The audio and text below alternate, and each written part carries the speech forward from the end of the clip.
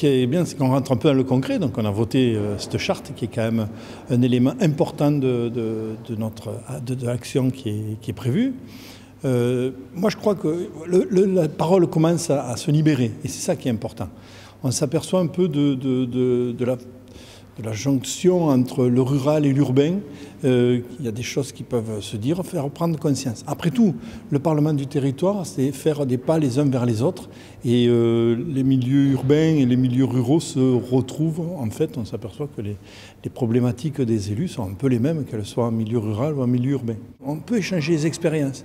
Et c'est important de se dire, de pouvoir appeler un collègue élu dans une communauté de communes très éloignée de la nôtre et de discuter avec lui, dire « Ah ben tu as fait ça, moi je suis en train de préparer ça, quelles ont été tes difficultés, etc. » Ça c'est très important, c'est une expérience riche parce que, comme l'a souligné le président Philippe Sorel, les communes, les maires des communes et les présidents des communautés de communes, c'est quand même eux qui sont le plus près des citoyens et c'est eux qui ont la confiance de leurs citoyens.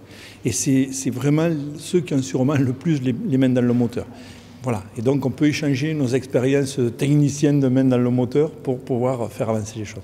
En ce qui concerne le tourisme, on a déjà travaillé, on est déjà dans le travail, dans le concret, avec Montpellier Métropole entre autres, pour voir de quelle manière on peut avoir des actions ensemble et des mutualisations possibles sur certains projets. Et on a déjà des actions concrètes qui se font. Mais ce qui est intéressant à voir, c'est que là, c'est vraiment la preuve qu'il faut être ensemble pour réaliser des choses ensemble et que c'est d'autant plus important.